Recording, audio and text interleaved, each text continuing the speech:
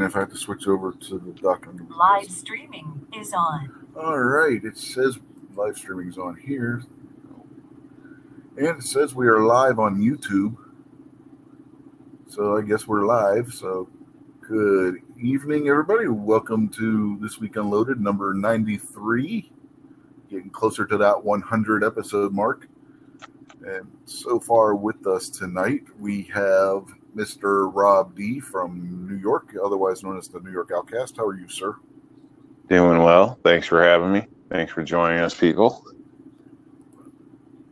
And then next we had from the state of Maryland over Baltimore away, Mr. David Bowling, a.k.a. the Kingpin. How are you tonight? Yo.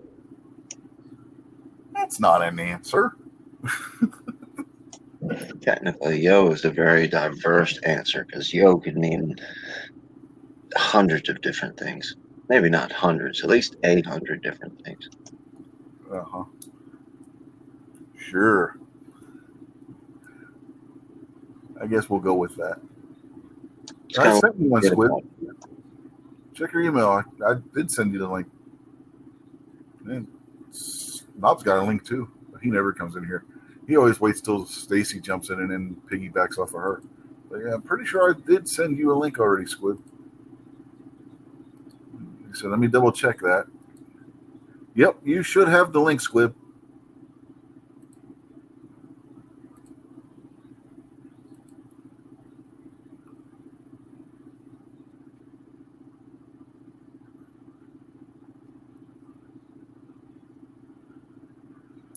Oh, man. Sorry about that. Yawning. I've not had much sleep. It's like one of those things you hurt a joint and you can't sleep right. But, yep, there's Squid. So, keep that in mind. We've also been joined by Squib. How are you tonight, Squib? Yeah, I don't know why it didn't. I got an alert that you went live, but I didn't get an alert that I got an email from you. Yeah, I don't know. You guys noticed all the buffering going on in chats lately? Shows anything live? Seems like something's going on with YouTube. There's always something going on with YouTube. Yeah, something more though, the last day or two. Seen a lot of complaints about it in the chats where, somebody had, trying to think what you call it there, but the way it strobes, because it's buffering so much, it's almost like strobing. If you're trying to watch in the dark, you might go into a seizure. Yeah, don't watch if you're epileptic. Is that what you're saying? I don't notice it here, but on a lot of the shows, that's what I've noticed lately. So maybe there's something going on. Yeah, I haven't noticed that, so I don't know.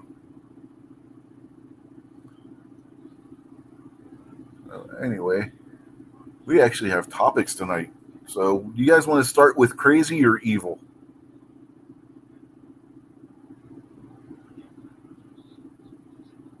Your topics tonight are my first two ex-wives. I don't know. Were you married to a tranny? No, I've been married to a lot of things, but not a tranny. No. Okay, so it's not the crazy of the crazy.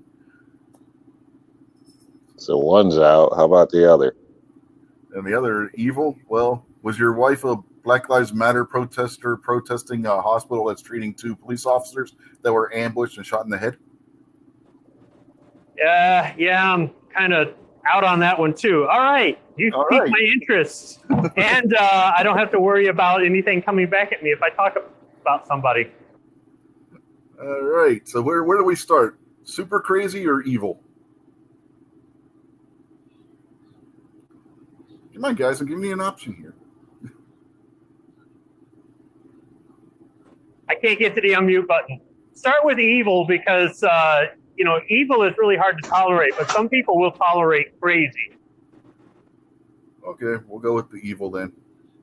Yeah, have any of you guys seen what's going on out in LA, specifically the Compton area?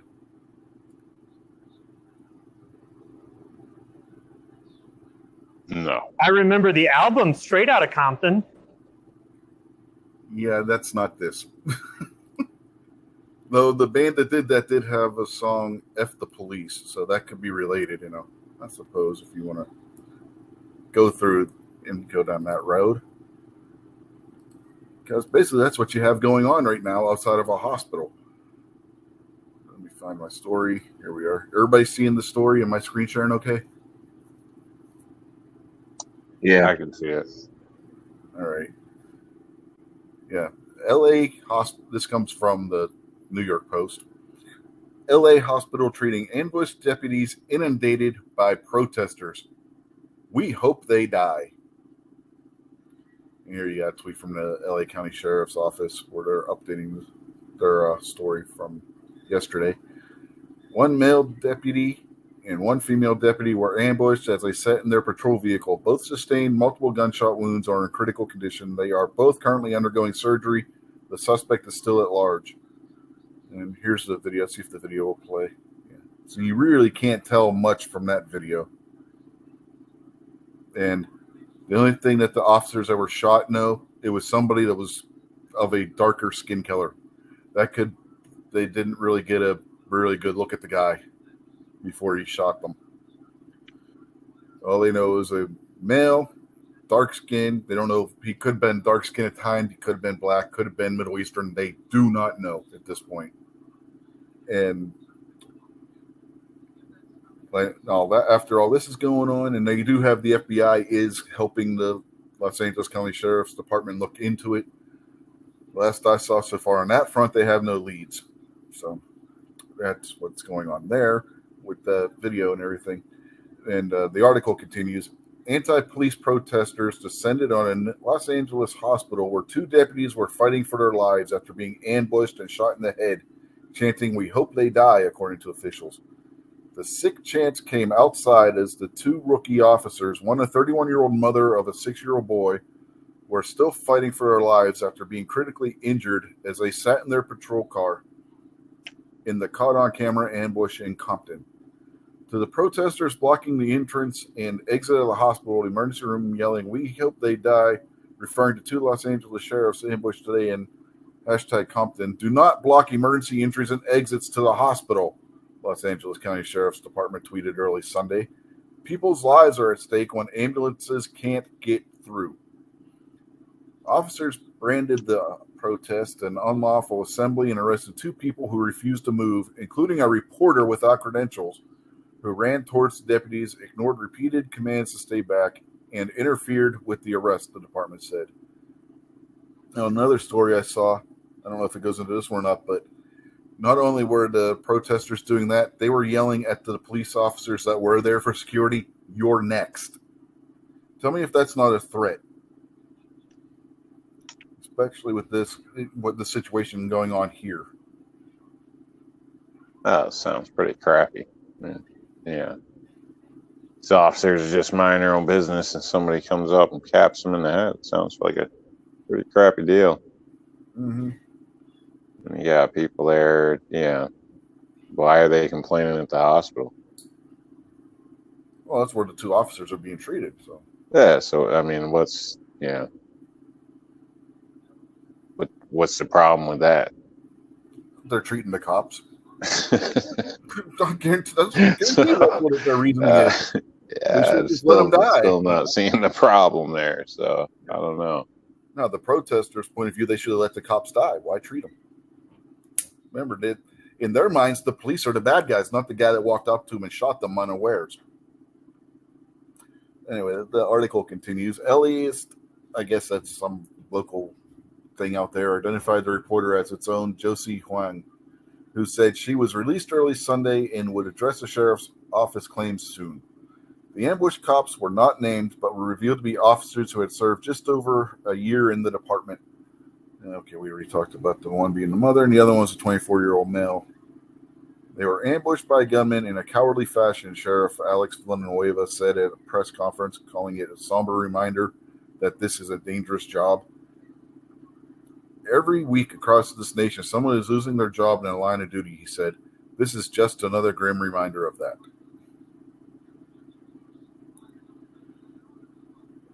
Assemblyman Reggie Jones Sawyer, it says caught, I'm thinking he probably meant to say called it an unprovoked cowardly act. I mean, what is with journalism, man? Do these people not have editors anymore to catch misprints and typos like this? Good Lord. If we did something like that in our school paper, we would have heard about it. Anyway, here's a tweet from the reporter that was stopped by police. A tense situation developing in Linwood as a handful of protesters on sidewalk shot at deputies outside St. Francis Medical Center, where 2 deputies are recovering from surgery after being shot tonight in Compton. And the sheriff's quote goes on, the assemblyman rather, we must come together and pray for the officers because they are heroes, he said at the same press conference. LAPD Chief Michael Moore, I don't think it's the same Michael Moore, tweeted his prayers that the 2 guardians survive. I recognize and acknowledge we live in troubled times, but we must as a community walk through our differences while loudly and reasonably condemn violence, he tweeted. Blessed are the peacemakers. The FBI is assisting in an investigation. There have yet to be any arrests, and it was not immediately clear if any suspects have been identified, the LA Times said. So that's what we got on this story. Anybody have any thoughts? I don't know. I don't agree with the guy who's writing it calling the officers heroes. I mean, I don't, sitting there and getting ambushed doesn't necessarily make you a hero. But, it's definitely a crap deal what's been done. For sure. So, and again, I don't understand why I think why they're going in general. Any officer shot in the line of duty, because you said about how every week there's officers shot in the line of duty and that they were heroes. So I think that's what he was referring to, is all the officers in total over the past few weeks that have been gunned down in similar fashions, just because they were out doing their job. How about you, Kingpin? You got anything you want to add? Sounds like these cops could have used some more training.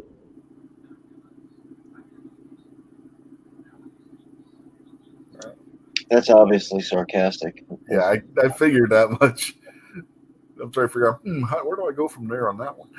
I figured you were using sarcasm. But yeah, I mean, they had, from the other article I was reading, they had just started their shift. They were in their vehicle. They were right down the street from the local branch of the sheriff's department's offices. They were assigned to the transit division, which means that, they patrol the subway stations and stuff in the area, which is where they were. They were right at the one subway area. The guy comes walking up from behind their vehicle. If you see the whole video, that video clip they had there from somebody's Twitter didn't show the whole video. The whole video, the guy comes walking from behind the vehicle, starts to take a step back, backs up, turns left, and shoots him in the head. Shoots both officers right there, point blank range. It's like he was going to keep walking and thought better of it, turned around, and then decided to shoot them. What about you, Squib? Well, from the law enforcement standpoint, I'm going to say they might have to change their methodology. No more setting anywhere. Stay on the move constantly. Don't stop until you're at a call.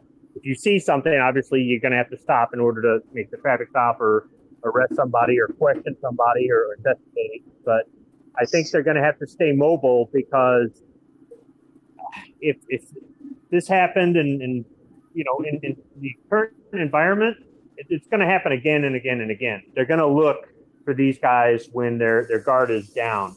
And that shouldn't really have to be the way. I mean, from the standpoint of no more speed traps, that would be nice. But on a serious note, though, I think that maybe they might have to adopt the tactic that if they're a moving target, they're a lot harder than if they're a stationary target. As far as the hospital, anybody down there that is interfering with hospital business, or anybody who is asked to leave and refuses to leave, should be arrested and prosecuted to the fullest extent of the law. They need to send a message that this is something, you don't mess with this, because these cops aren't the only people there.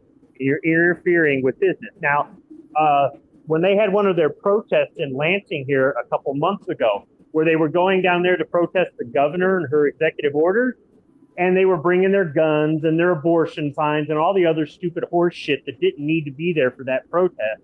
One of the biggest complaints was that they were blocking the streets in Lansing, and that employees couldn't get to or from the hospital that they worked at. I've been down there, and I don't know where the hell this hospital is down there, but regardless, there are ways to hold a rally down there and be seen by the people in the Capitol building and not block the entrance or not block the streets at all. And to your point about their moving around, they had just gotten on duty from the other article. This one didn't cover too much about the actual shooting itself. They were going over make sure they had their paperwork and everything in order before they got out of the vehicle. They were at the area where they were going to be patrolling because, again, they were working transit division, which means that they, patrolled the subway area or train station, whatever they call it out there in Los Angeles area. They were at where they were going to be working for the day. Oh, okay. They weren't setting up a speed trap or sitting there eating a donut and drinking a coffee and all that. No, they were preparing to get out of the vehicle, and they were going over, like I said, they were going over the last minute, make sure they had everything in order before they got out of the vehicle. So what do you guys think? Do you think this guy looked over, saw a target of opportunity, and jumped on it, or do you think he was waiting?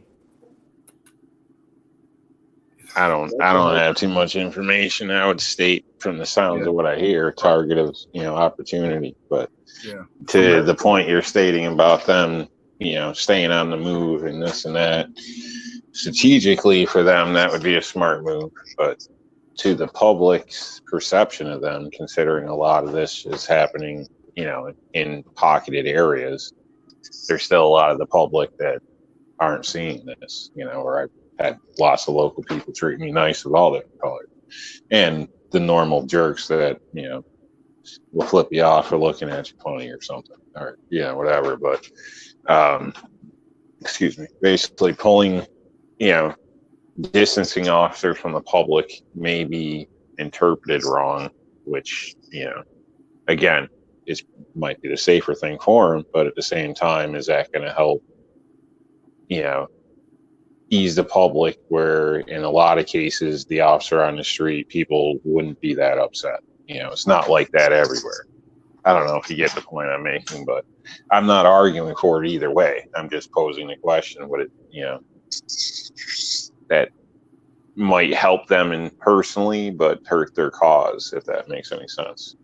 Yeah, and your question about whether you think this was staged or was just a target of opportunity, the way that video is, it could go either way. He could have act like he was going to take that other step to put the cops at ease, and when from somebody walking up behind them, or he could have just decided, what, I got two cops there, I think I'm going to shoot them.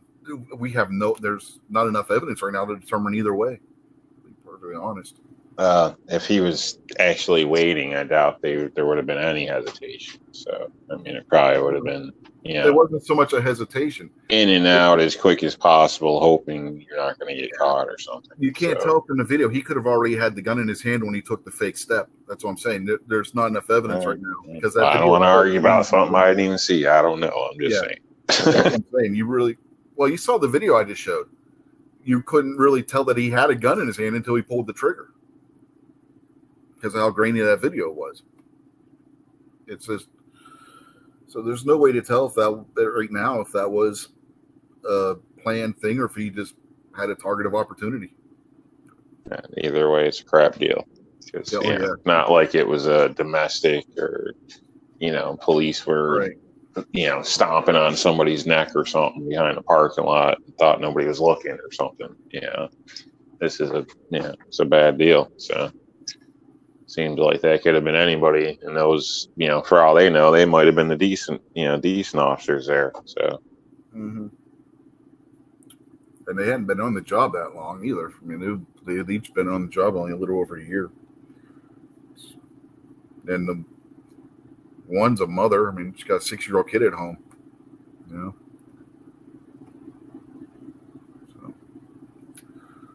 So we got any comments? No, doesn't look like there's any comments right now out there in the chat. So, anybody got any other final thoughts on this one before we move to the next story?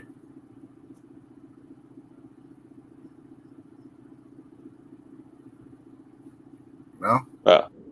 You guys think it would help or hurt the cause if the police pulled back for safety?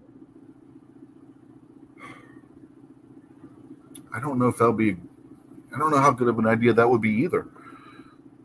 To be honest, then you might see the police pull back or act afraid to go out and do their jobs. You might see a spike in other types of crime. No, I don't think they should pull back. If anything, they should go in a lot harder and heavier than they ever did before. Yeah. You're going to attack us while we're here protecting you. We're going to come down with everything we got. And if you don't like it, clean up your fucking house. It's kind of what I mean, but what I mean is like community policing. Like, you know, in the park, is there an officer on a bike that rides around that everybody kind of knows, you know, or does a guy just drive around the park in a car every 10 minutes? You know what I mean? It's that risky public interaction. Should they stop that? I mean, obviously, in most apartments, community policing has gone out of the way.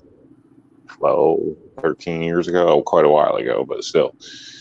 You know, do you think that would be a hindrance for the public not to feel comfortable with a local officer or yeah, I mean, I don't know.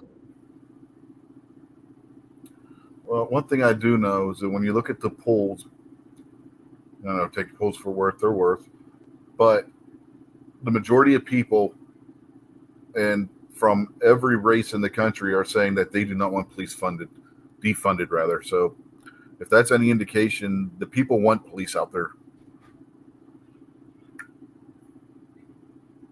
So then that's a shocker. Why are all these people down there at the hospital bitching then? You know what I mean? It's the vocal minority. Yeah, it's always this small group of people that seem to speak for everybody else and they get the attention. So then you have the sheep, they go, oh, yeah, I'm with them. But if those people weren't getting attention, the sheep wouldn't care either way. But they're like, oh, yeah, I've got to be all about this because this is 6 o'clock news. You know, okay, well, it's just, I don't know. It'd be nice if we could do that with gun rights. I think maybe another tactic the police might want to adopt is making sure that everybody works in pairs. If they were together, that's great. That like even in normal times, that should be the way it is, in my opinion. Law enforcement does not patrol in pairs unless you count the K9 unit. They do not. I mean, we don't have crime really per se in our area, but still, it's the whole. I don't give a shit if you're on traffic duty. I think. From here on out, it should be a nationwide standard. And if you live in podunk nowhere with no money, find it. You know, I mean, I don't know. Especially traffic duty. You don't know who you're pulling over. Yeah. I mean, don't get me now wrong. With detentions and stuff, and then domestics as well. I firm believer they should be paired up. Now, well, look at the George Floyd case, right? How many cop cars were there for 5 officers? There were 5 officers on the scene. There were 5 different cop cars. Not a single one of those was riding with somebody else. Well, now, on the other hand, when you get pulled over for speeding or no turn on red or something, a minor infraction, it really is.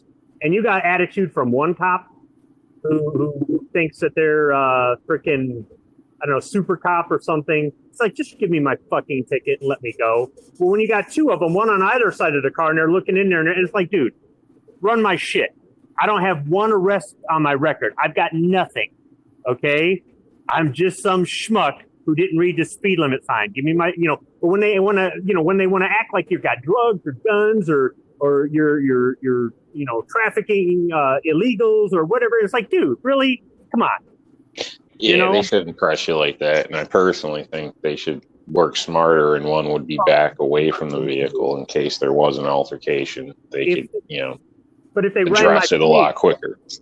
But if they ran my plate and I had a record, I was a felon, I was out on parole, I had past interactions with the cops, I had misdemeanors up and down my record, whatever, then sure, come on up to the car. And if you want to be a little bit on high alert or maybe even a tad belligerent, okay.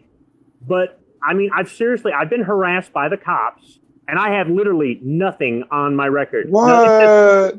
Speeding tickets. But that was what pissed me off. Dude, you ran my fucking plate. You ran my plate. The car's not stolen. You got to assume it's me or my wife.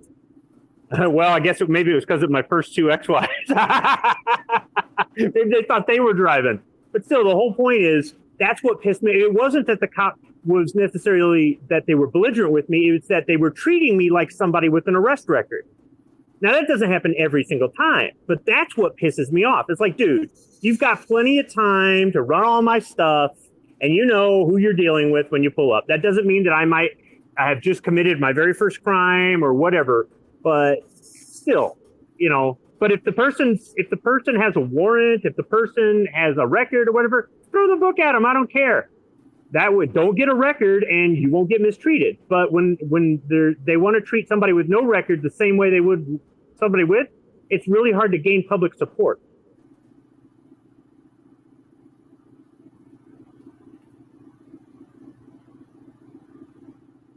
Yeah, I think Rob's point was that the second officer can watch the first officer's back, and which he has some merit in saying that. How many times have we seen in the past 10 years where an officer, not even gunned down by the person he pulled over, somebody else driving by will stop and hit them with their car or shoot at them or something along those lines? True, but you're doing this smart. You know, you do it from the back, off to the side, near the Yeah, I'm vehicle. agreeing So with if an you on that. altercation breaks out, you can call for backup. You can try to, give aid to your partner while returning fire if need be. Yeah, But, there's common sense. It's the same thing like if you're going to go to somebody's door for a warrant. You don't have both guys just show up at the front door, because if the guy comes out freaking out, you got your hands full. You know what I mean? You should have a guy standing back to react to that situation. Like, I see a lot of stupid shit, especially how close people get. People are just lucky, you know what I mean? But I'm not a criminal, but, it's, it doesn't take a rocket scientist. Sometimes they just put themselves in bad spots. And that's not smart, whether you're with them or against them. If that's your job, that's a bad deal. Mm-hmm. Yeah, but I agree with you. I mean, you have one cop stand back and keep an eye out for anything that's going on around. And, it's always good to have a pair of eyes that can... Family members, kids, the pissed off people around the side, anything. Yeah. And on something as simple as a traffic stop or stopping to question somebody who's walking down the street who might meet the same description of the subject, that might come off, not only do you provide security for both cops, but it might come off as less, I guess, aggressive or belligerent. When you got one cop come up to you, and go, could I see some ID? When you got two of them, snarling at you, it does kind of add. So you could get a win-win. By having the one step back, they're kind of providing overwatch, but they're also not provoking the situation any more than it needs to be. Yeah, exactly. What are your thoughts on that aspect, Kingpin?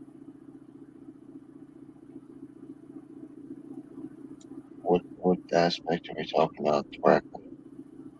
Putting two officers in the cars, having one work basically what Squid termed it Overwatch, where he keeps an eye on what's going on around, but just standing back so he's not intimidating the person that they're questioning or giving a ticket to or whatnot, so that the other officer has a safer potential time of getting the job done, so they can both get out of there and go home. That's also purring security for nuts that just want to walk up and shoot people in the back of the head too. I think security is probably based on population.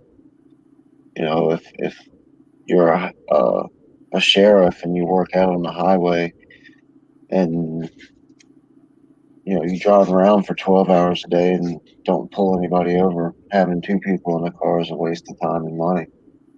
But if you're going to be in a dense area where it's a lot more likely that you're going to interact with the public, I think it's probably a good idea to have partners out as opposed to cops out by themselves. But out in the country, it's going to take a lot longer to get help out there. If you get on the radio and call for backup and they're 30 minutes away, you sure are going to want that second guy in the car. Yeah, I get that, but you also that's where other statistics are going to have to come involved. And the guy that you pull over on, the farm field A out off Main Street in the middle of nowhere, Kentucky, how often does an officer get in trouble there as opposed to, Pennsylvania Avenue and, you know, First Street in Baltimore City. I gotta remember too, for a long time, all squad cars did have two officers in them. It wasn't until we were kids where they start, at least when I was in the Pittsburgh area when I was a kid, that they started this single officer per car. Instead of having more officers, they had more cars. So you'd have the same amount of officers. It's just you would have one officer per car, so you had twice as many cars patrolling an area. Each car only had one officer. If you went back to having two officers in one car instead of two cars with one officer, you know, that wouldn't increase the cost. That might actually lower the cost because you won't have the fuel costs and everything would be lower. Well, a lot of it's going to fall back on political answers, and political answers and budget answers are the same thing. I mean, you'd have to look from department to department and see just how much wasted money is in their budget and how much corruption is in their budget too. You know, because right up the street from where I live at now, there's a little town, and they just got a brand new police station. They didn't build the building; they just moved into another building after they renovated it, so that I guess they saved a little money there. But then the whole police force got brand new Ford Explorers. I mean, the town's only about the size of my bedroom, you know. And then there's another town just the opposite direction from where I live at that's the same way. They've got a real old police station because it's a historic building and they couldn't mess with it. But all the officers just got brand new SUVs. These are like Mayberry towns. Some of that may be excessive, I would state. I know there was an area not too far from me where an officer was driving home end of his shift, solo by himself, basically, and came across people in a park that were doing something, but the park was closed. So he just pulled in and say, "Hey, you know, park's closed" or whatever. Well, he was talking to one. The other two basically opened up on him because they just robbed a store not too far away in another town. And basically the guy, you know, his wife could hear him getting shot from her house, basically, and he bled out and died there before anybody came to help, in a sense. So when it comes to life and things like that, I think, you know, you don't get a second chance. So even me, where I'm not thrilled with a lot of some of the police activity, I still think you know, they should be in pairs because you just never know what you're going to come into. And statistically, you're right. It may be most of the time it's a waste, but those times it's not. You know, those officers and those officers' families would be damn thankful. Well, I mean, that is a tragic story, but it's a really bad analogy because if the guy was on his way home, why would his partner be with him? Well, I don't know. Maybe it's not the best analogy. I'm just stating. It's, you know, one guy showing up to something that should have been nothing that ended up dead. And, I hate to be so horrible about it. It's a tragic story. I was like, man, don't even say that. You'll sound like such a heel. Yeah, but yeah, I mean, you got that. What was it? Where the female officer was getting gas and somebody drove up? This was a few years ago when this Black Lives Matter stuff first started, and guy shot her or shot at her. I think he might have missed. She made it home that night, but still, the guy tried ambushing her at the damn gas station. Tactics have to change, regardless. I don't know. Maybe Squibby brought it up earlier. It might have been Rob, but regardless of what worked before and what works now, and what right now is that, you know, this whole Antifa Black Lives Matter thing, like you said, Rich, this isn't the first time that cops were hunted down and assassinated while they were just sitting there. You know, this is multiple times this has happened now. And, you know, the Dallas thing, those cops were lured in so they could be assassinated. You know, so they definitely need to start coming up with some type of better tactics. I don't know what those tactics are, but, you know, the cops that are supposed to know get paid big bucks to learn to figure that kind of stuff out. How about the first tactic is when the mayor tells them to stand down, they arrest the mayor. Yeah, or all quit. Every single police officer quit that second. Screw your pension. I don't give a crap about your pension. GoFundMe will take care of that. You'll get your job back in 5 seconds when the mob murders the mayor. So all that, your pension stuff's all going to be fine. When the mayor says stand down and let the city burn down, every cop either arrest the mayor or quit right then and there. God, these mayors are nut jobs anyway. Look at the guy in Portland. Goes out there in protests with the rioters and everything, and they turn on him as soon as they see he's there. And he still supports them. And he still blames Trump. That guy's not right in the head. I mean, he clearly saw the beast for what it is and still backs them up on this. It's ridiculous.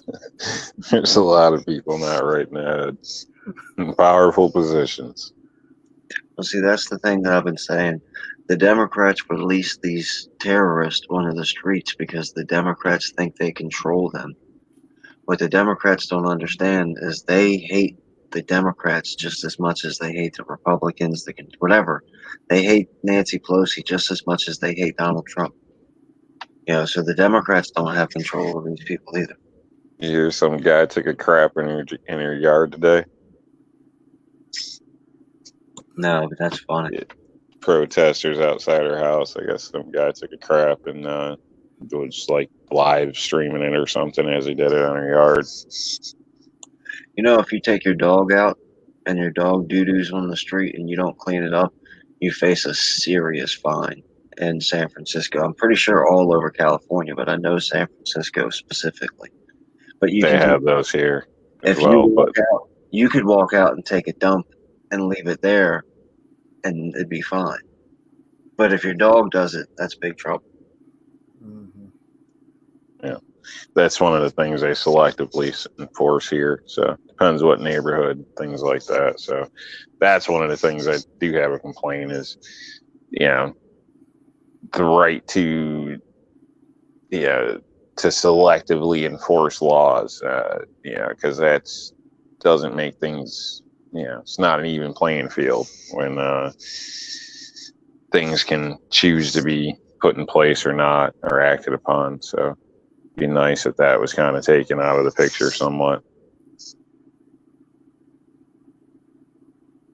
Yeah, P-Temp says out there, well, maybe if they used unmarked cars and went in civvies, I guess he's talking about, civilian clothing. Yeah. No, that would probably be a bunch of issues too. People get awful ticked off about even the blacked out cars. So yeah, and in certain states, you're not allowed to make traffic stops and stuff if you're not in uniform. Yep. Plain clothes aren't allowed. Like detectives and stuff aren't allowed to make traffic stops. So, that's as part of their investigation in a lot of places. Like that's how it is here as well. Federal police officers. He meant to say went home. They went home in their civvies. Went home in their civvies. Regular cops and federal officers have different rules to follow. When you break a federal law and the federal police department comes up to you, they can snatch you in a pair of boxer shorts and flip-flops if they want to. Mm-hmm. Well, I know some departments, not all, they have locker rooms in the stations where they change their uniforms before they go home. Some they don't, and it could be up to the officer whether they want to or not. If it was mandated where you have to change your clothes before leaving the station, that might be a good thing. That might, they're not going home and after leaving the job and putting themselves as painting a target on their back, especially when you have some places where you're not allowed to carry your duty weapon home with you. You have to keep it locked up at the station. Yeah, in Detroit, OCP has a locker room that is both male and female, and separate them. Yeah, they also have a robot police officer, but we're not going to go there. He's more of a cyborg, really. No, that's true. Well, no, they were working on the prototype, but he kind of went off the rails. Shut up. No disassemble.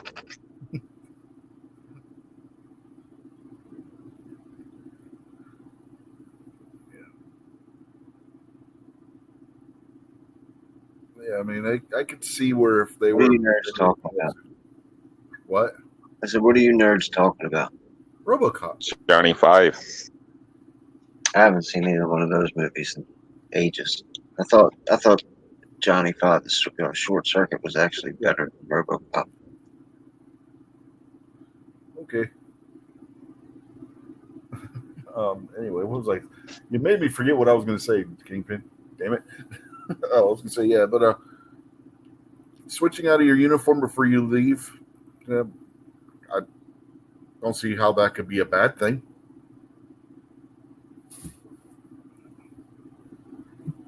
Yeah, how much they going to charge you for laundry though? Well, no, you take your uniform. You take your uniform home. Just don't wear it. Put it in a gym bag. Take it home, wash it, and then bring it back with you the next day. Yeah, I don't know. I could see it being a thing, maybe, but so I know even military will tell you that. So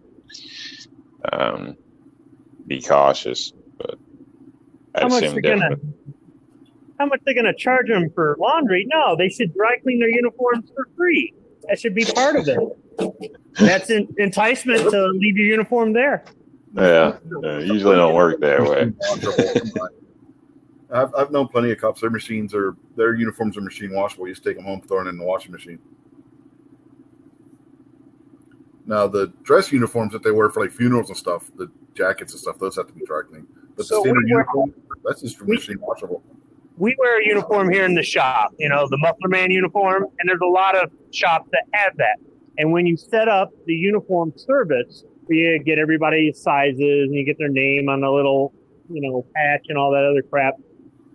You set up one or two services. One, you get, I think it's 15 pair, and they're rotated out every 1 to 2 weeks or something somehow like that. Or you get 15 pair and you take them home and wash them yourself. And then when they wear out, you turn them in for survey and they'll replace them one for one. And they'll usually take a vote amongst the guys in the shop. Which would you rather do, wash your own or have them pick it up? And I've worked at both shops. I kind of like either way, because when you wash it at home, you've always got your uniform ready to go. But when they dry clean them and they drop them off, it's just less crap you got to deal with. But then you're either hauling uniforms home or you're changing in the locker room at work. So it's entirely possible they could do it. It ain't really going to hurt the taxpayer anymore. But I think if they did it, they'd have to put it to a vote at the department. And you may see a whole bunch of cops going, nah, just bring my stuff. I'll just wear my uniform home. To hell with it. At the end of the day, all you want to do is go home. You really don't. I mean, when I got off duty, I had a 35-minute drive to the other side of town to get to my house. And I could have changed out of my camis into civvies in the locker room at the hangar. And I said, to hell with that. I jumped in the car like everybody else, and out the main gate I went. So when you want to go home, you want to go home.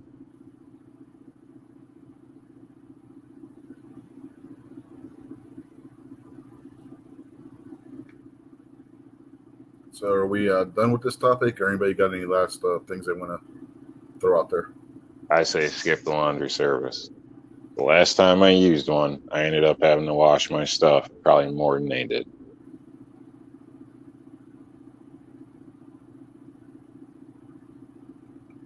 All right. So, but I'm extremely cheap.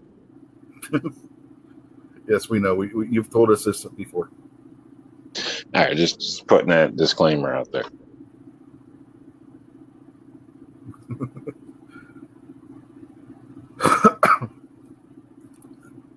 All right. So I guess we'll move on to the next story. So we go in crazy. Now we're getting into crazy territory. We want mildly crazy or super crazy? Super duper duper crazy. Do you want to go in full blast and then dial it back a little bit, or do you want to ramp it up? I don't know. So I'm asking you guys.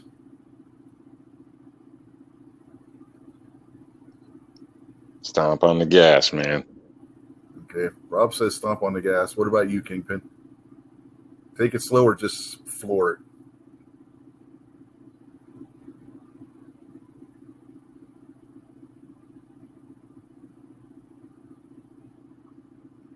You fell asleep.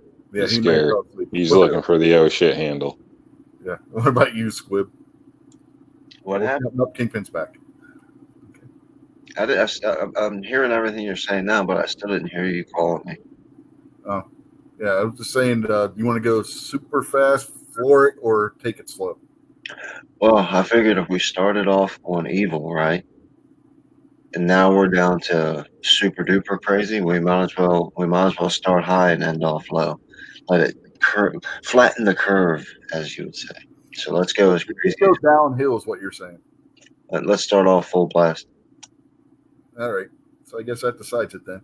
What would you have said if you would have had a vote that counted, Squid? I was going to agree with Rob just to agree with Rob for a change. But the way Kingpin put it, about the whole flattening the curve, I'm definitely in now. Great analogy. Hey, mark it on the calendar. Squib agreed with me. Yeah, that'll be the only time. Hey, you notice my wife is not in here yelling at Rob?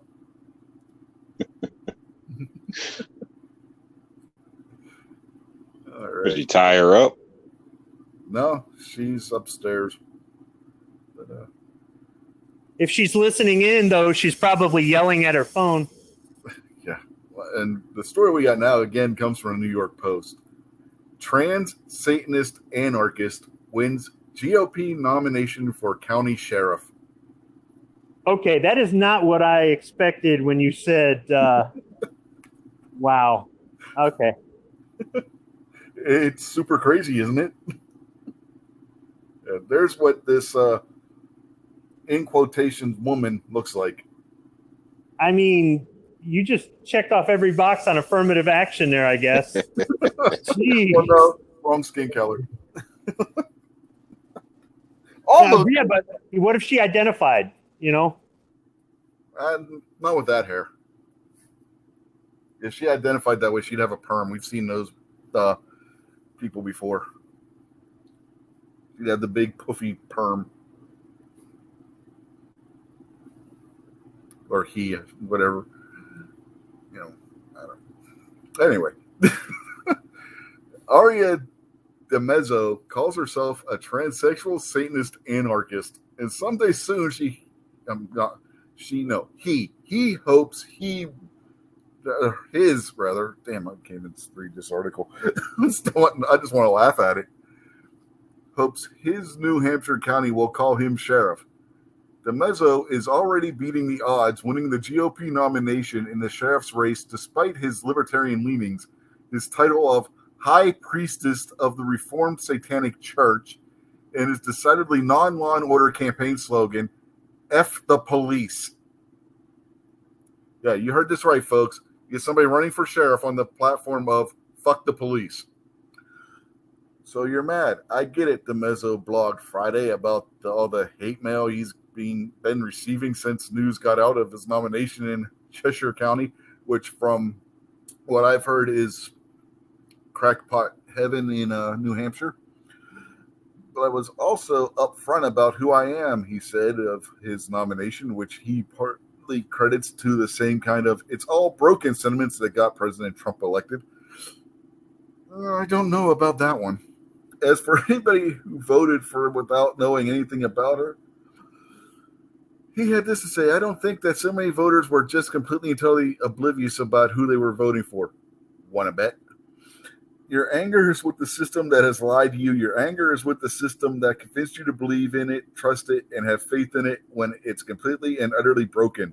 Some 4,000 people cast votes for DeMezzo in the September 8th primary. I'm just going to let you guys run wild with this one. So whoever wants to speak up first, go ahead. I think it's crazy, but he or whatever she makes a point. I mean, people should have a clue what the heck's going on. I mean, it's a pretty good example of what could happen, I guess. It's kind of shocking.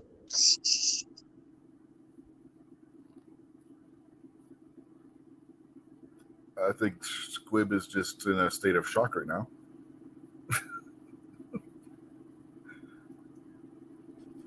So I guess I'm going to. Sorry, go ahead. No, it's all right. You trailed off there. You roboted. I was just saying I heard people voted in Mickey Mouse in the past or attempted to and stuff. Yeah, so who knows? Those were right in protest Okay. votes. Yeah. I mean, I wrote Sean Connery in for the NRA board of directors twice, but he didn't win. I tried. Now, I think the proper pronoun to use is they, even though it might make you think it's talking about plural. I think it can be used for singular. So you guys are tripping over, you're stuttering on your whole he. Just say they, and you're probably covered. All right. Problem there when I first started reading the articles, I was just wanting to laugh. That's what was catching me up. I was wanting to laugh. Reading that headline alone, I was just wanting to crack up laughing at it.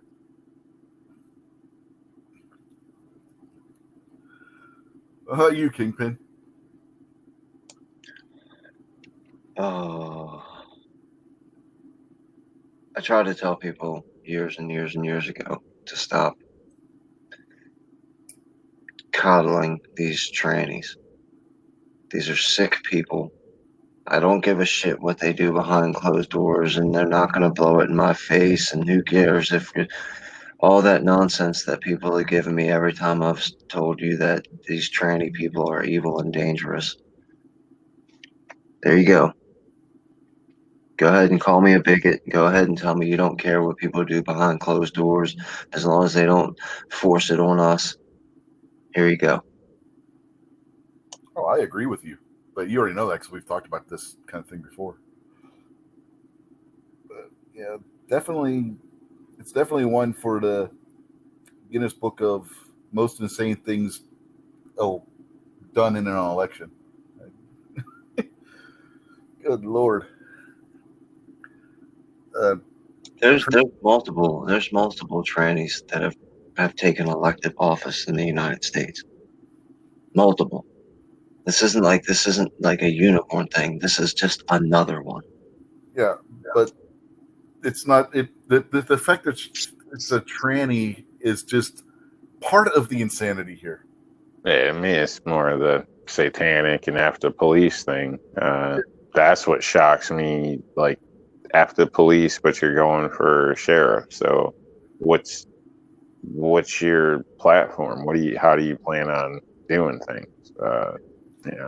Yeah, the tranny. Like, what do you plan on doing? Just sitting at a donut shop all day or something? I mean, what you gonna not do your job, or what's the point of taking the role? It doesn't make any sense.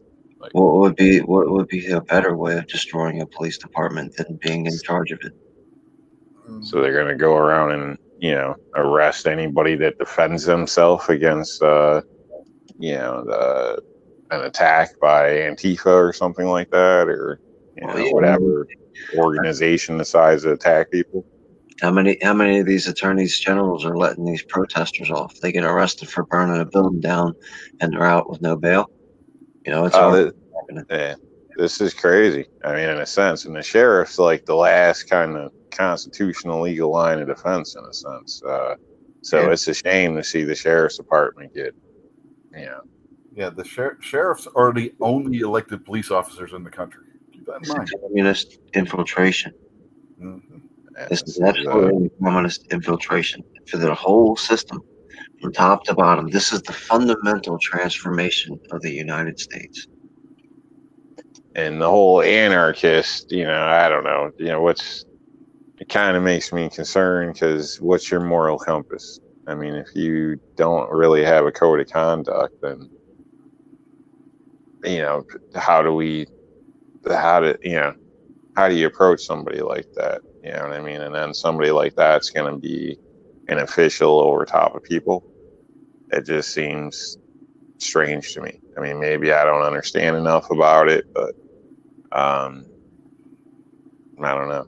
Yeah, I just want to say real quick before YouTube decides they want to shut us down for calling it a tranny. It called itself a tranny. We're just using its own words. Just wanted to throw that out there too. because they seem to like deleting comments and stuff if somebody says tranny, even if they're talking about a car. So, anyway, continue.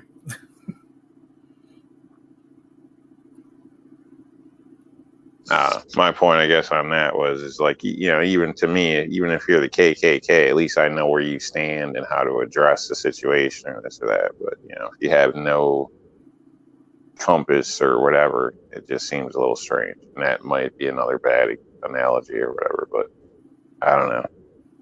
Hard to, when you look at the foundations of our country, how something like that could be. But Uplift Mofo Party Plan asks, it's a she, no? In its own warped, demented little mind? Maybe? This takes us back to the Skokie, Illinois KKK rally that they had. What year was that? Like the early 70s, late 60s or something? I can't remember when it was. And everybody was like, no, you can't let them racists walk down the street and rally. And everybody was like, no, let them racists walk down the street and rally. Why? Well, it's going to be hilariously funny for us to stand there and point and laugh at them and tell them how stupid they are. Plus, we'll know who they are now. I can't remember who it was that said it. When somebody shows you who they are, believe them the first time. Mm-hmm. So if you want to be racist, if you want to hate Chinese people, and you want to hold up a sign that says "I hate Chinese people," please do that. That way, I can see who you are and I can make fun of you and know that you're a piece of crap. Please tell me who you are. Yeah, I guess KKK is now a banned word on YouTube because it held Zippy's comment for review. My bad. No, not about you. I'm talking about there in the chat. It won't hold you, Kingpin. You're a mod. Yeah, I know. Most of the chats that I hang out in, when YouTube decides to do that, the chat will explode with that exact term. So whenever I'm not a fan of censorship. Censorship is probably the most vulgar attack on humanity that you can put down on somebody. but somebody out there who's not a mod, type KKK, see what happens. No, big letters. It might have to be in big letters there, Buck. And how is Buck not a mod? I thought he was. Wrong word there, Snob. No, it wasn't. No, it wasn't KKK. What the hell? I don't know what word he used got that held for review then.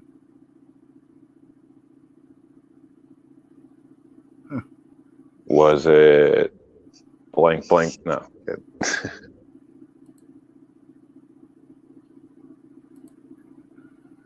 I mean, did it hold it for review because he spelled any more wrong? I don't know.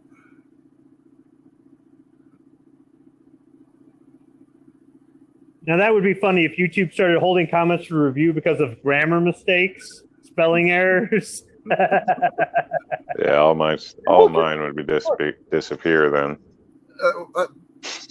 Kingpin can see the chat. I can see the chat. I don't know if you and Rob can, but there's nothing in his comment that should have been held for review.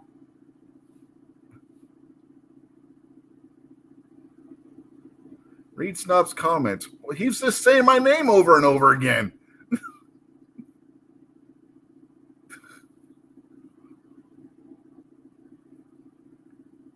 If you'd have done ask the question, Snob, instead of just saying my name, you might have got an answer. So.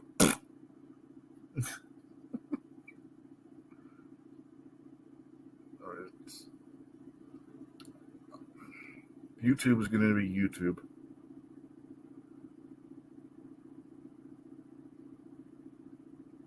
I think Snob might be deaf, guys.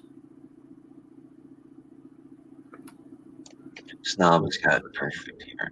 Absolutely perfect hearing. What, Snob? What, Snob? What? Come on, tell us. What? God, I feel like the little dog in the Bugs Bunny cartoon. Come on, Butch, what are we going to do today, Butch?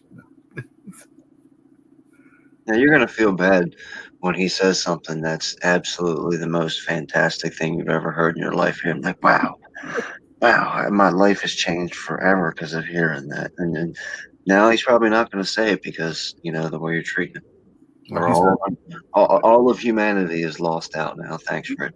I know. He says we have to watch his new video as soon as this is over. Well, as soon as this is over, most people are probably going to be running over to Midnight's for the closer. Oh, whoosh. Hey, he made his cue. I was waiting. I was going to time you, but you made it.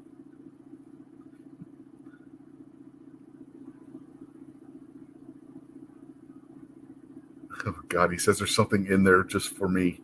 Now I'm scared. Oh man.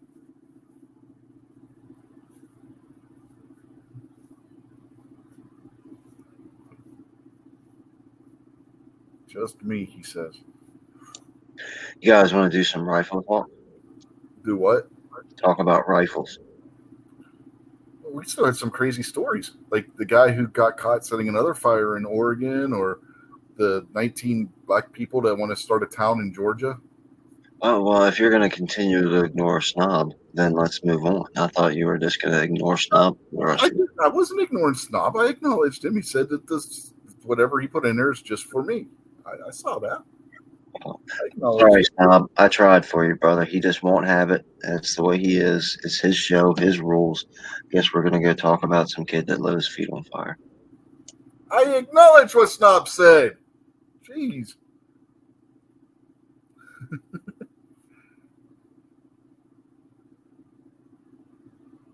Zippy says YouTube has been hammering him because he has been going into Antifa rooms giving them shit. Yeah, that'll happen too. You know, I've found in some of the other chats, if I get a little out of hand, when I come back into these chats, a lot of my stuff gets messed with. And Snob says he knows at least you love him. Yeah, just me. Just me. And Orange Man. Orange Man loves you too. What do you guys spend your time harassing other people? When I go into political chats and stuff like that, you know, we cut up in the chat room and make jokes and stuff like that. It's, you know, a free speech zone. So sometimes you say non-PC stuff, and YouTube is not really interested in the freedom of speech. But Orange Man admitted that he's a steelist, right? He doesn't. He's racist against steel people. You know, like poor Steve. Well, Steve would just do his job right, then Obnoxious wouldn't have to treat him like that. So I think Steve owes Obnoxious an apology. I don't know, Steve. Obnoxious needs to quit shooting Steve. Steve, just blame the victim. Go ahead, blame the victim all the time. Steve's the victim. He's the one being held hostage and then getting shot by the guy that's supposed to be saving him. And nobody stuck a gun to his head and stuck him down there and told him to be still, except for Obnoxious. Yeah, exactly. Obnoxious put him there. So, who's the victim? Poor Steve. Poor Steve. Of course, Snob has a theory that Steve is just a voice in Obnoxious's head, and he could be right. You know.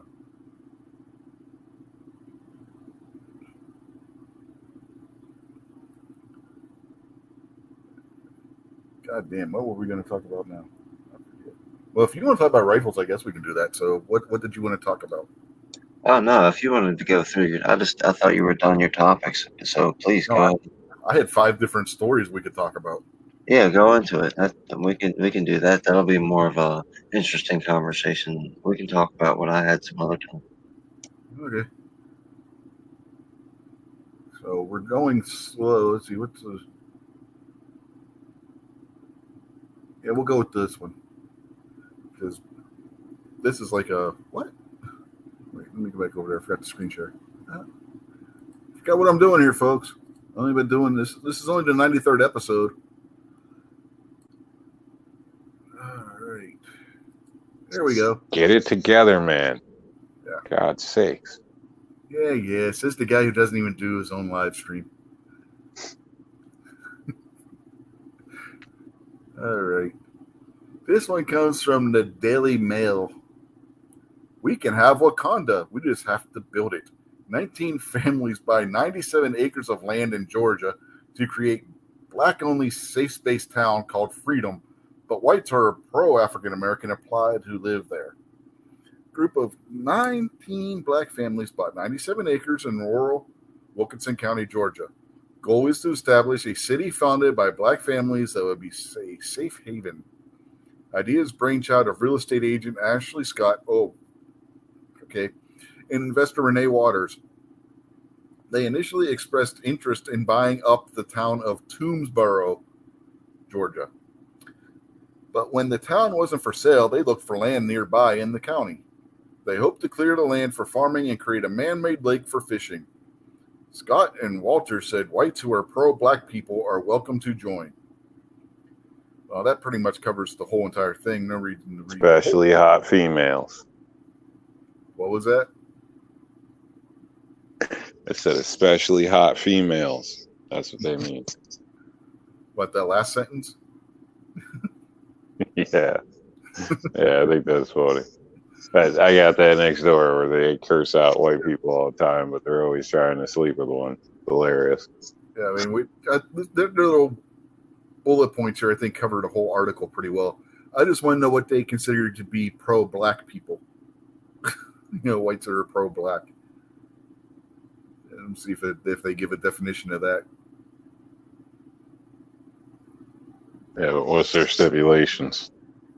Yeah, so I'm looking to see.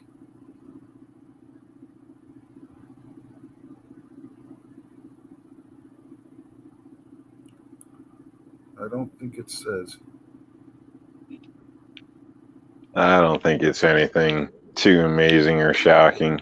I think, you got groups, Muslim, Chinese, all different groups of people that, buy acres of land, even preppers in a sense that team up. There's like some weird, I don't know what it is. I want to say like hippies and lesbians or something, but Now, place out near me where I had to go work near, and things got weird there. I was sure to be gone before night, but there's people that do things like this all over. There's a religious camp not too far in New York here where you hear all types of crazy stories, but you can't get in there to find out, so who knows. yeah, the pictures they have don't show the pictures of the two women that are being interviewed for the article, right? So, but this line makes me wonder if you might not be onto something. It says, we both have black husbands, we both have black sons. So are these two white women that are starting this, or are they black women? Because it doesn't say. And the way that sentence is worded,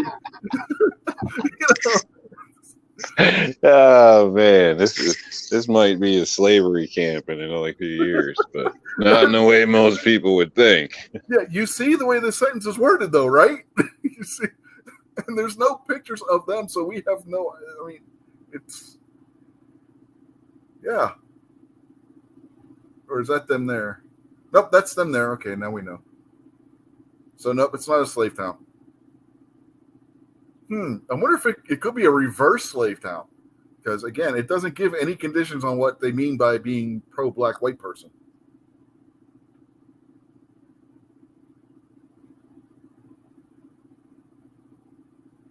Do you have to pay twice as much for your property? Are you allowed to vote in the town? I mean, I don't know. Yeah, people. It's 19 families that forgot about the journey from segregation, I guess. So that's kind of a shame in a way. It's weird that the women that the article was interviewing and who started this are the very last picture. You'd think they would put that up farther in the story, right? You would think that, right? Or am I the only? Does that seem like they're like hiding the headline there to anybody else, or is it just me? What was your question? Okay, when you're doing an interview with somebody about something, don't you think the first picture would be the people you're interviewing? I guess so, yeah. They buried the picture of the two women being interviewed till it was the last picture. Yeah. Yeah, it's just weird. I think it would be the first picture. Look, I'm not too sure if everybody else is aware of this. Wakanda is pretend, Yeah. and to tell black people that they need to go build themselves a fictional land, and that's where they'll find their happiness, is psychopathic and disgusting. Yeah, that's what I found to be the crazy part. Not so much that they were building a segregated town, which in of itself is, you know, you want everybody to be united and everything, but then you want to build a segregated town. So that's just weird in and of itself, in my opinion. I mean, I can see where Rob's coming from, because you do have those communities that are segregating themselves, but that's the point. If you want everybody to be united, why are you segregating yourselves? But yeah, your point there. Usually it's kinky, illegal shit, man. Yeah, but like you said, Kingpin, Wakanda is a fictional place, and they're wanting to build it on the wrong continent, and there's no vibranium. Without vibranium, you can't build Wakanda, because everything in Wakanda was based on vibranium. Look, man. Is that from a movie? It's from a comic book that was made into a movie. But yeah, it's Black Panther. Where are they going to get their electricity from? Well, the vibranium would do that. Well, I mean, no, obviously. Well, this is day one. I just bought a 91,000 acre lot or whatever it is, and now I've got to do something with it. How am I supposed to get these light bulbs turned on? Oh, they had the electric company come in and do that. Whoa. They're probably going to have a fight like at a waterfall about it. Wait a second. Got to get it done. You can't. You're gonna get the man, the racist, horrible United States to send us electricity. Hello, we're Wakanda here. No, they're going to build a dam on that lake. They're going to build. Oh, okay. Yeah. Okay, can I get some Where are they clarity? going to get money from? Come on, let's go ahead. They're not going to use that colonialist white privilege money, are they? Maybe. Go ahead, Squid. What were you going to say? Okay, at the beginning of the story, Rich, I thought you said 97 acres. And then Kingpin just said 91,000 acres. How many acres is it? 97. Dude, you can't build shit on 97 acres. But eventually they're probably going to want to buy the whole county, because they already tried buying one town. Okay. Yeah, a lot of trailers on 97 acres. Yeah, a lot of trailers. The Muslims did it. The lake is going to be a little pond. Uh-huh. And yeah, that's not enough land to build a small community. It just isn't. I mean, not unless you do it communal, like Jonestown. Oh, wait. That's basically what they were talking about doing. They were going to build a farm and have a lake for people to fish. Yeah, I don't think that's going to work. I guess, yeah, it is more along the lines of, and don't get me wrong, there are some people that do that prepper stuff just right, but I think that if you do that, you're asking for trouble, because eventually somebody is going to push somebody else too far. The leader is going to get a big head or whatever it is, and you're going to be like, no, I put all my money into this, and they're going to be like, you don't, no, I'm the leader. It just leads to a fight. So if they do it as a commune style thing, it's just going to destroy itself.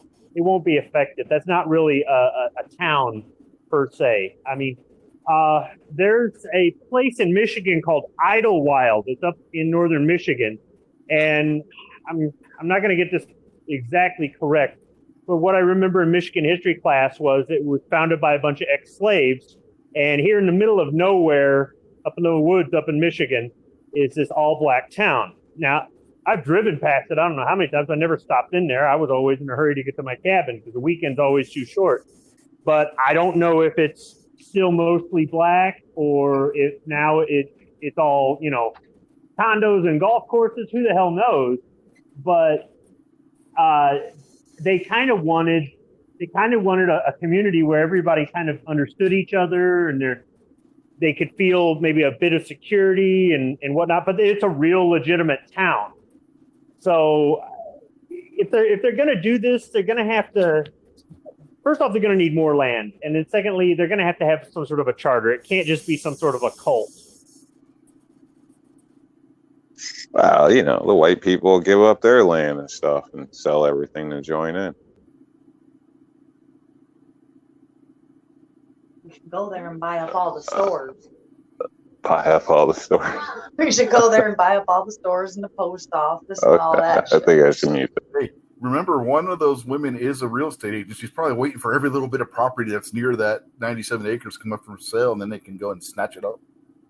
You know, the best way to have, well, since we're talking about the black community, the black people, to have their own 97-acre town of their very own, leave them alone. Let them live their normal lives. And then they'll eventually do that if they feel like it, and it'll prosper and be great. It'll prosper and be great, or it'll fall apart. But either way, it's up to them to fail or succeed. No, I don't think anybody should harass them. I just don't see this as a legitimate community like Idlewild. These idiots. This is race baiting, dude. The people who molded these black people's brain into thinking that was a good idea need to be held responsible. And the real estate agent that saw these chumps walking down the street and said, "We're going to take advantage of these idiots," need to be held responsible. This is a whole joke. This is a giant joke. All of these people are retards. Here's the other thing I got to say to that, Kingpin, is the real estate agent involved is one of these idiots. I bet you they made a pretty good chunk of change out of it. And Well, now, come on, to each their own. You know, if you want to go somewhere and buy up land and do whatever you want to do, as long as you're not really hurting anything, that's on them. I mean, it's kind of crazy, but yeah. Well, the crazy part isn't I don't begrudge anybody wanting to build their own little commune or town or something. You go have at it, but don't think you're going to build a Wakanda. Have you seen pictures of this place? We were just looking at them. Yeah, you're not building. I think Squibby said it. You're not building squat on that place. The real estate agent that sold that to him sold them, the deed to the Brooklyn Bridge, basically. I mean, it's going to be a lake. It's going to be a lake, not a pond. And whichever one you guys said with Rob, you can fit a lot of trailers on there. Yeah, it's going to be a whole bunch of. It is. It's going to be a damn trailer park. It's going to be the Wakanda trailer park, and there's going to be special rates depending on your background. And that pond over there, that's also the wastewater treatment plant. So on those hot Georgia days, I hope you're not downwind. And they're going to have the Chaz Garden. The hell? As a farm. Oops. Sorry. Where's my popcorn? Sorry, that's what that was about. My apologies. Yeah. It's going to be interesting to see where this goes. That's all I got to say. Sorry, I got sidetracked. My daughter went by with 2 huge bowls of popcorn, and I was like, "Whoa, where's mine? Where's mine?" So you're going to find out these people probably think that they're environmentalists too, and just like Chaz and all these other lefty groups. The funniest one is the Dakota Pipeline people. They were out there protesting the environment, and they left dump truck trailer loads full of trash behind when they left. Like Squibby said, they'll have their drinking water turned into their sewage treatment plant overnight. Yeah. I mean, kudos to anybody who wants to start up a real community, but I don't know. Yeah, I'd say just like what Kingpin was saying, just sit back and just watch. Yeah, they'll succeed, but it's going to be a trailer park. Mm-hmm. The two things that sent up red flags too, they were in the bullet points when I was going over their bullet points. The one woman is the real estate agent, and the other is an investment planner. Get rich quick scheme. Can't think of the name of the place now, but that Muslim place like that out here in New York, that place is all trailers and whatnot. So yeah, and there's a lot of talk about it and this and that. But pretty much all the place is a bunch of trailers. So, I mean, there's,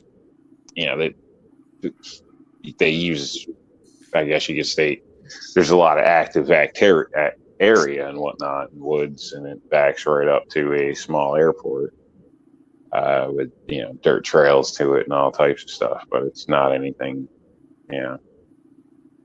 huge, I guess you would say. That's considered a community and protected by the local police and everything else. So. It says the two women are holding fundraisers to pay for the initiative and describe themselves as a Black-owned, woman-owned, family-owned, veteran-managed LLC. Okay, so how many people are going to sell everything they got, load up their shit in a U-Haul, get down to BFE, Georgia, and here's a nice mobile home waiting for you. That'll be $100,000, please. Hey, come on! It's in the town of Freedom. You don't get more free than freedom, man. Sorry. It's like the guy named Tiny. It's like 8 feet tall, right? Yeah. And it's just east of Macon. It's a great place. And it says they want to create a city. On 97 acres, you ain't building a city. And it's going to be a safe space for Black families. Yep. So what are they going to do? Move a bunch of white people in there? No, you have to be pro-Black white person. What about law enforcement for the area? They want it to be safe for Black people. Then it's going to be full of white people and cops. No, that's the safest place for a Black person in this country. It's a white neighborhood full of cops.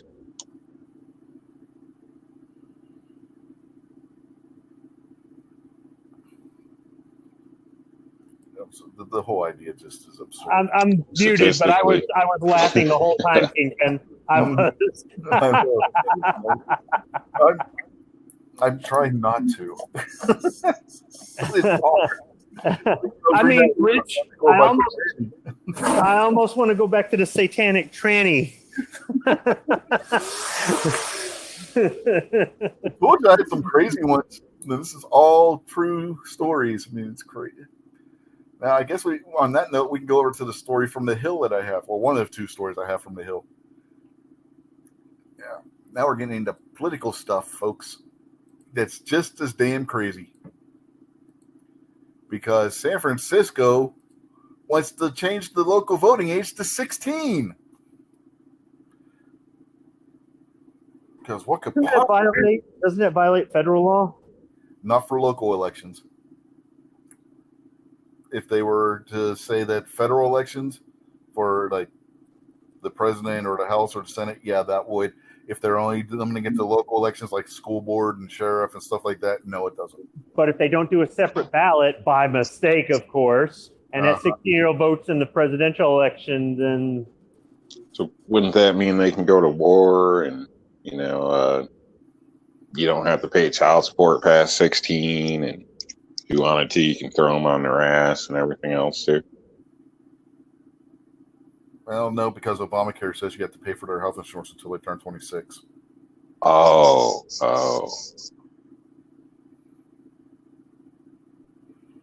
Yeah, they want to be adults and vote at 16, but wait. No, it doesn't say you have to. It says you can. It doesn't say you have to. Except for people have made that case and were sued by their children and lost.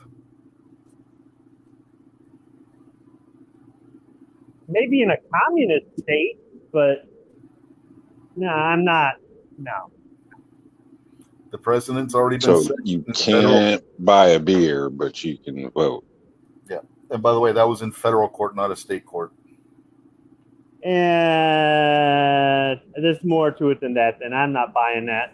Yeah, the kid sued because their parents took them when they were in college. They sued because their parents took them off their insurance.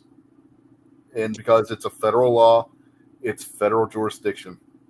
But the law says are eligible for, not required. I know what the law says, and the courts disagreed with that. They said because it's there.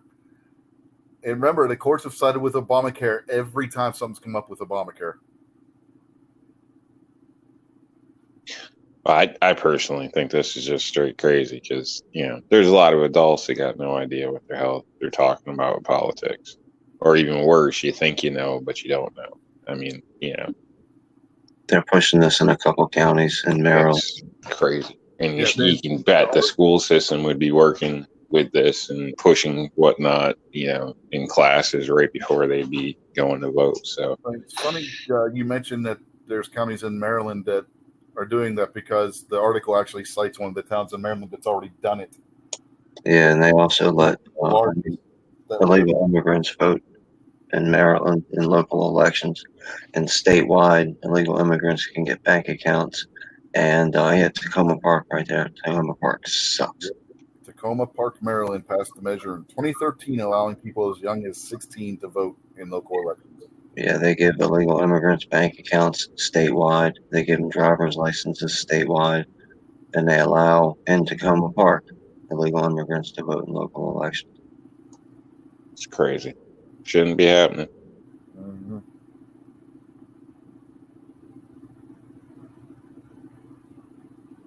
Yeah, they think that they're trying to make the case. Well, if they start voting now, then at 16, they'll keep doing it longer because 2 years matters that much to forming a habit of going It's and just voting.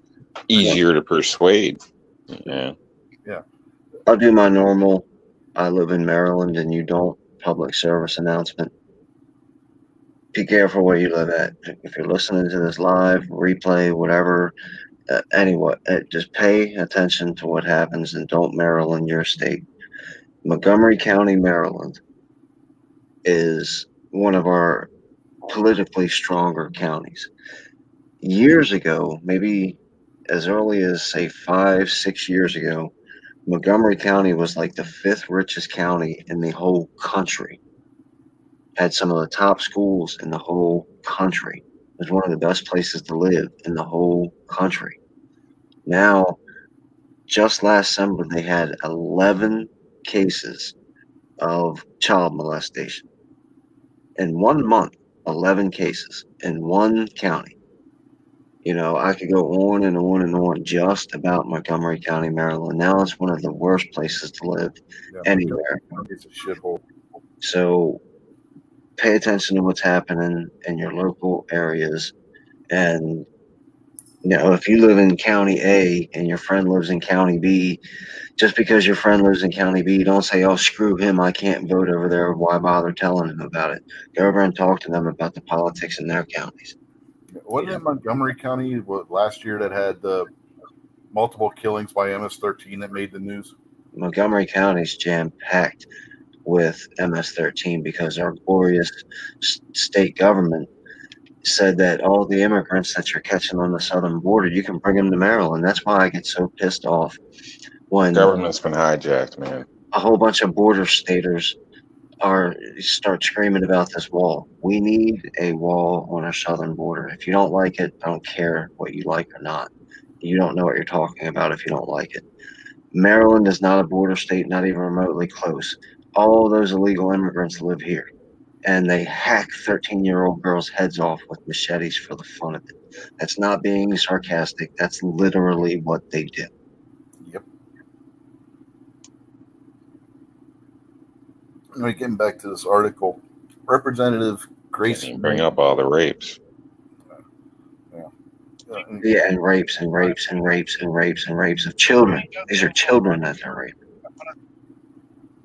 Yeah, but getting back to the article here, Representative Grace Meng, a Democrat from New York, tried doing this on the federal level. And in her quote here, she kind of lets the real reason they want to do this out of the bag.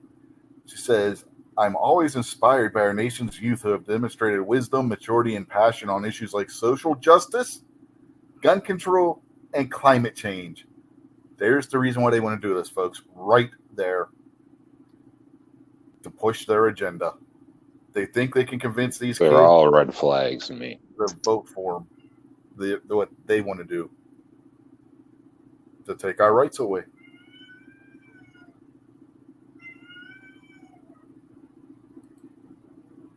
I guess the cat's agreeing.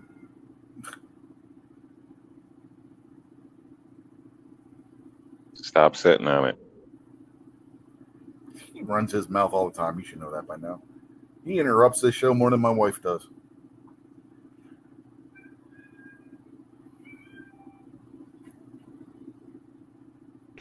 could hear a pin dropping here now. Yeah. But any other comments on this one?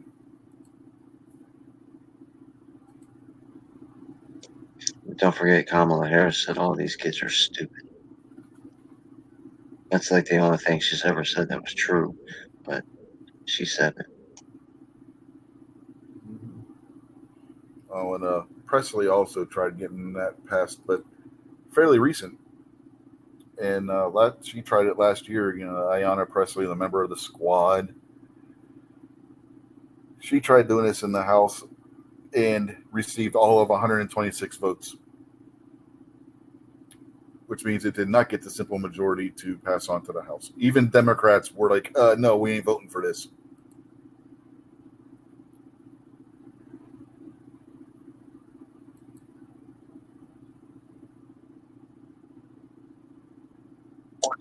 What you got next there, Rich?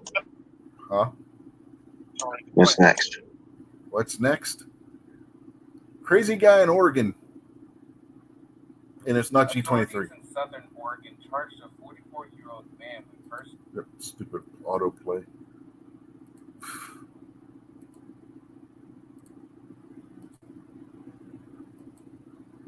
Anyway, where was it? 44-year-old man charged with arson in a Oregon fire. Yeah, guy was trying to set a forest fire. I hate when these videos do that. Authorities in Southern Oregon charged a 44-year-old man, Jason Moss, with first-degree arson after he allegedly started a fire in the woods near the Frisbee Golf Course at Dexter State Recreation Area on Wednesday. The Lane County Sheriff's Office announced the charges on Friday, noting that the fire is not related to the Holiday Farm fire in the McKenzie Valley. The Holiday Farm fire is one of the behemoth wildfires raging in Oregon at the moment.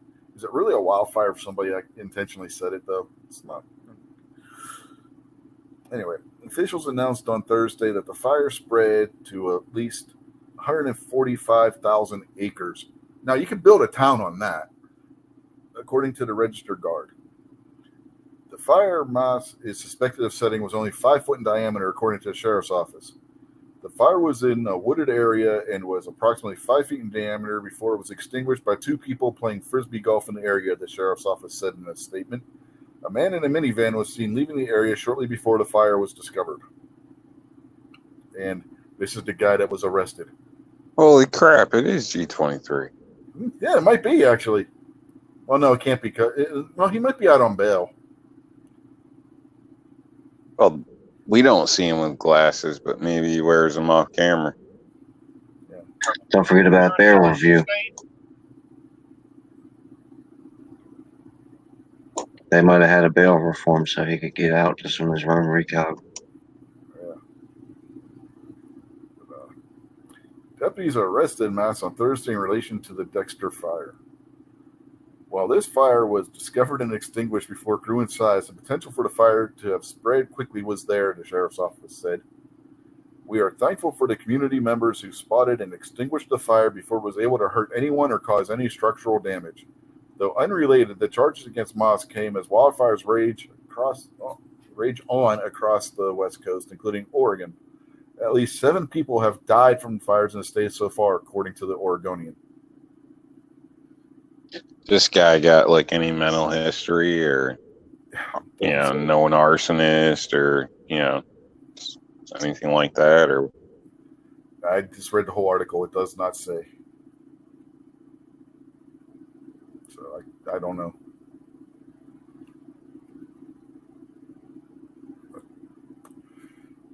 Yep, another guy trying to start a fire, and this time he was caught in the act, and the fire was stopped. G23 says that asshat has more hair than I do. He's not wrong. We've all seen G23 on camera. He's not wrong.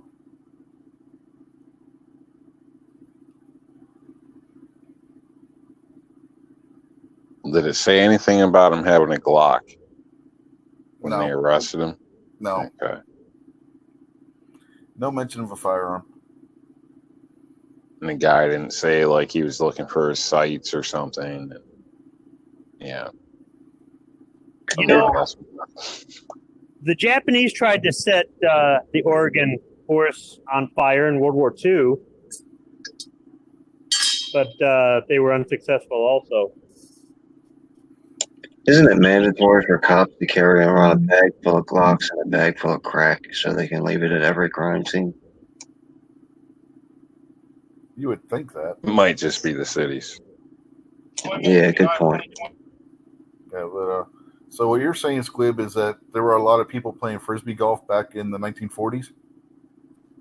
Well, I mean, no, they just were unsuccessful. That's all. Oh, okay.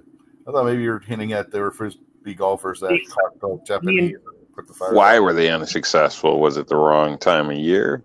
Yeah, there was the forest was wet from it having rained, and the incendiary bombs they dropped from the plane didn't ignite the wet trees and whatnot. Hmm.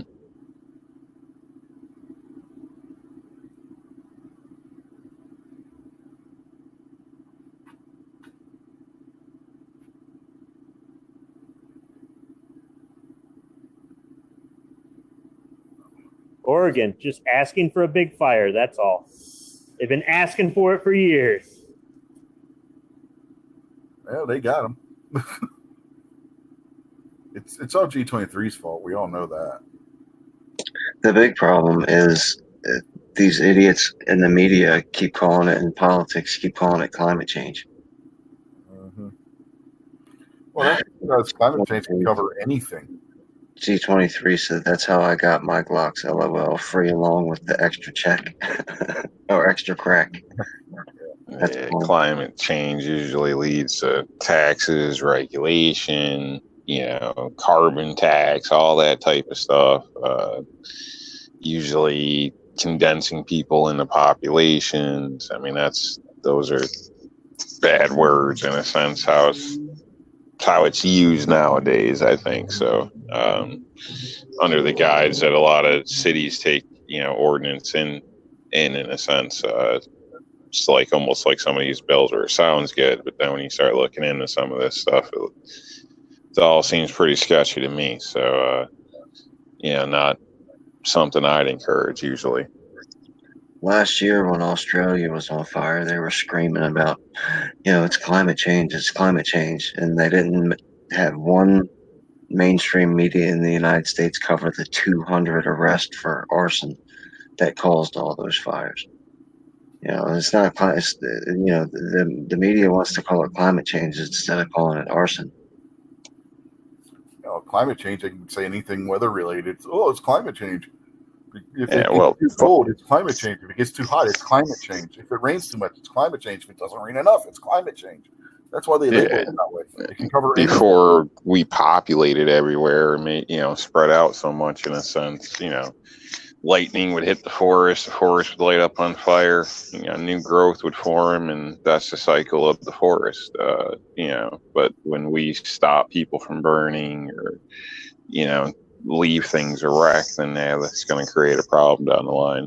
And then of course you got idiots looking for a tinderbox to try to set up. So this is a natural cycle. Nothing's really changed except we're holding up the system. So, and it's like a dam or anything. You can't beat Mother Nature. All you can do is prolong its effects. So, and Vandaluska, he said that they have those fires in Australia every year. Kind of like in California, every year. But if it's not on the news every year, you're going to hear about it and go, "Oh my goodness, Australia's on fire." He was like, "No, this happens every year." So it's good to know people in other places and have them tell you what it's really like there.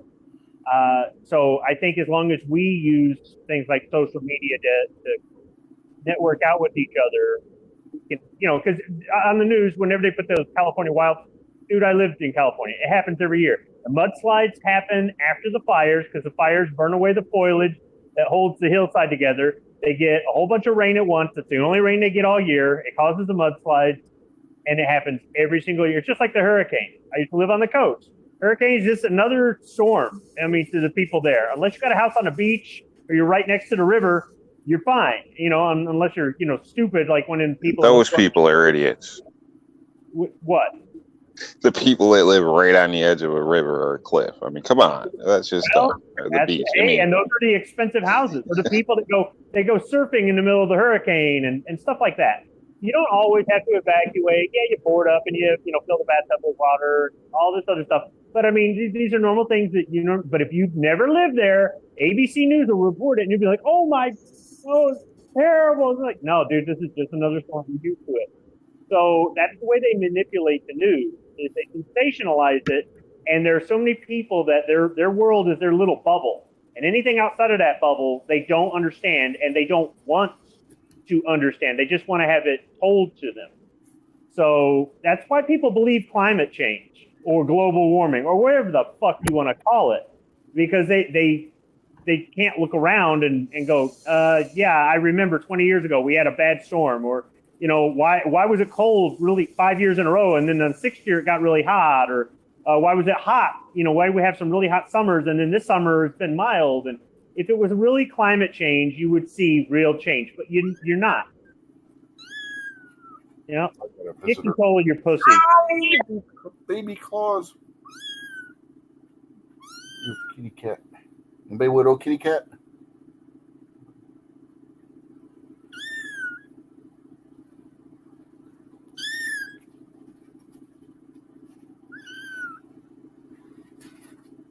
okay, this is kind of weird. Got a little kitten. He decided he was going to climb up on me and then not let go of my hand. Just a little baby. Nighthawk wants him, but he said his wife will kill him. But anyway, he put out a comment too that we went fine with the first story. He said Biden pushes gun control less than 24 hours after attempted assassination on deputies. Is anybody surprised? I mean, really? Is anybody really surprised by that?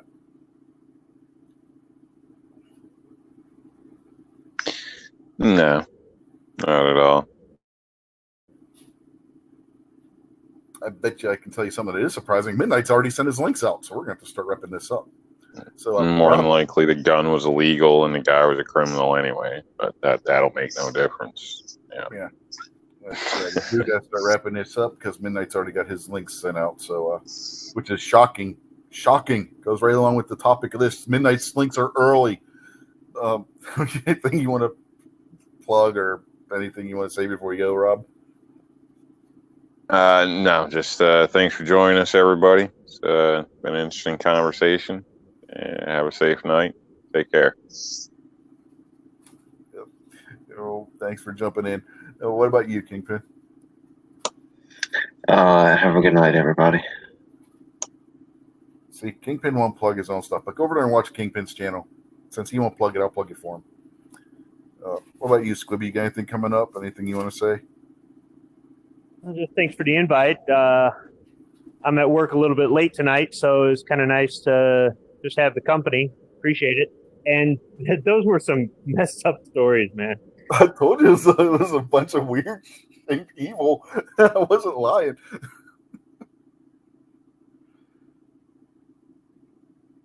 I mean, I was right up front about that one. But yeah, thanks for jumping in. Hey, before we go, how you guys want to go in with me on about 100 acres down south? I got $20. I'm broke. Well, I do have a $60,000 mortgage that's sitting there doing nothing. Honestly, the right situation, I would consider the option. Oh, go move to Freedom, Rob. No, it's too many people. 19 families on a whopping 97 acres. You don't even have a private lake, man. Come on, you have lakes. Yeah, no, that's too many people. Probably not the right type of people that I'm looking for. You can go jet skiing for all of 10 seconds on your lakefront property there. Because it's about as big of a lake you're going to get on 97 acres, but yeah. Okay. I'm looking for live and let live, but don't cross our line. Yep, I heard that. And on that note, folks, we will say good night from this channel, and you go over and watch Midnight over on the Closer. Whoosh. He was saying something in one of the chats, I believe it was G23's last night, that he may have Greg from Coast St. Arms on there again, so go over there and watch that. Greg's a good guy if he is going to be over there. I've met him a couple of times now. He's been in my living room talking about we're talking about the guns and stuff that they sell and going over and showing him some stuff on my collection. But he's a good guy, so go over there and check that out and see if Midnight is going to have him on or not. And we will catch you next week. This is where you throw out your taglines.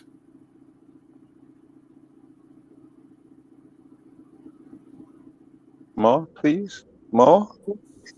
Put it on your credit card. Or get a second job. You forgot that part. You're forgetting your own tagline, Squid.